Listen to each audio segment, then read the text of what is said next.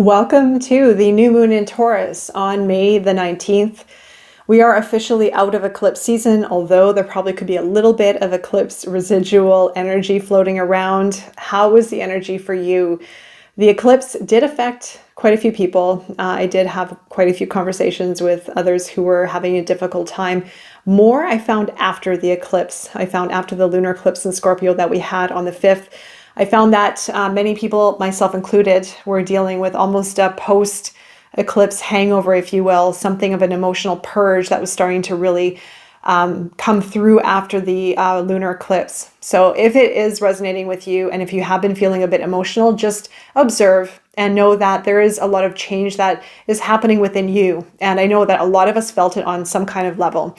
However, it affected you yourself, but it was a very powerful time for a very profound shift within us. So if you've been doing this work, if you've been following my videos, this was a turning point for many of us, I feel, especially in the arena of understanding self-awareness, self-actualization, if you will, but it allowed us to go a little bit deeper within with scorpionic energy, right? So the Scorpio energy is of the depths, it's fixed water energy. It goes really deep in for analysis, dissection, senses, really wanting to uncover all of the facets of a particular situation or dynamic or understanding within. So this is it was a very deep energy that we were in. It has affected everyone differently, of course, but whatever you went through, again, if there were any emotions, even in your outer environment, if there was something that came to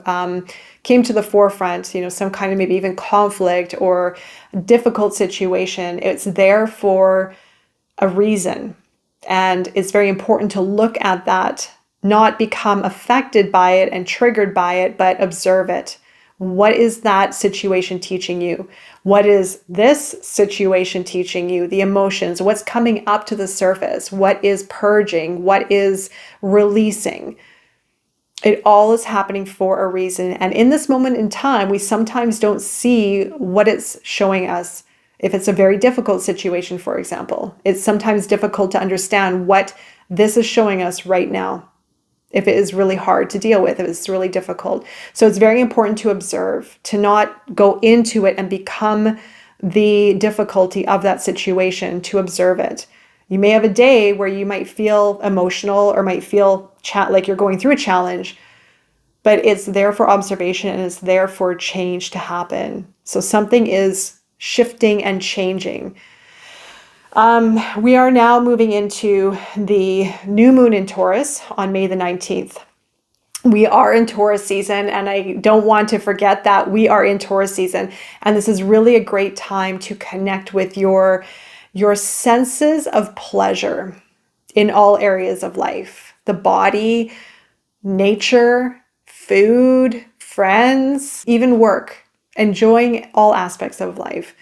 This is a time where we get to ground into creation, into nurturing, into enjoyment. So what do you enjoy? What do you enjoy? And find pleasure in your life, in the day-to-day. And we can become so overloaded by many experiences in life. Responsibilities, deadlines, requirements, money, family. We can all carry so much stress and pressure on us sometimes. And also too, move in a very fast pace when we're in the momentum. But this is a season right now to slow things down. Yes, you can work hard. It's not saying to stop doing what you're doing and go frolic in the forest. If you want, you can do that. And I've been doing that myself. But it is saying to just take time and try not to put the pressure on timelines. And when things have to get done, they'll get done when they need to get done. And again, like I said, it's not about taking time off. It's about enjoying life. You might feel called to nature right now. You might be called to maybe connect with your body, maybe introduce different health and wellness regimes, or even just indulging in some good pleasures called food, which is really nice to do, which I love. Even connecting with relationships, family, doing things that you really enjoy, cultivating something that is of a nurturing value, something that is going to be pleasurable, that you're going to have fun doing, that you're really going to enjoy. So there could be a very strong theme too around earth right now, around spending time in nature. And if you feel called towards that, by all means, you can't go wrong by spending time in nature, grounding into the earth, feeling connected. And again, the senses are going to be really important.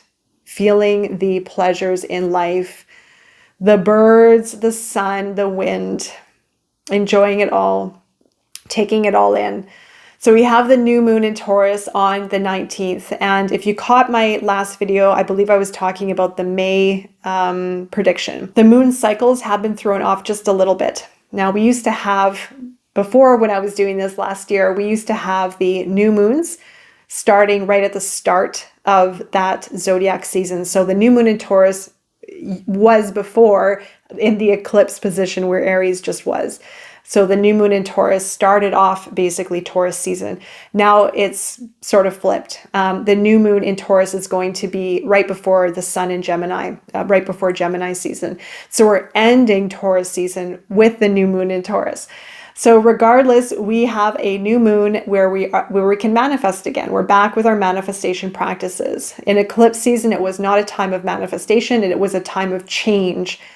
All right, so now we are going back into what we want to create consciously, being aware of our future, being aware of our goals, being aware of, well, the Taurus energy is going to be the practical realm, putting together a plan and intentions towards building out our goals. So it's a great time on the 19th to put pen to paper and start writing down what you want to commit to, what you want to build out in the next maybe 6 months, what you want to see happen in the next while, and what you can do to make it happen.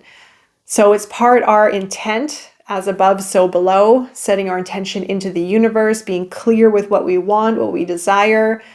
The next is committing to it and making it happen. So write down your intention. You're setting your intention. You're sending it out into the universe. This is what I'm going to commit to. This is what I want to build. This is what I want to change.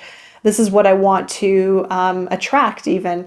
So, but you have to also remember when we do these intentions and when we set our intentions towards our future goals, we also have to be that person in that future reality. So what needs to change inside here, heart, mind, body, soul? What can we do to be that person or to align us to be that person in the future self? What can we do to make the positive changes within here to help us align with that future reality that we want?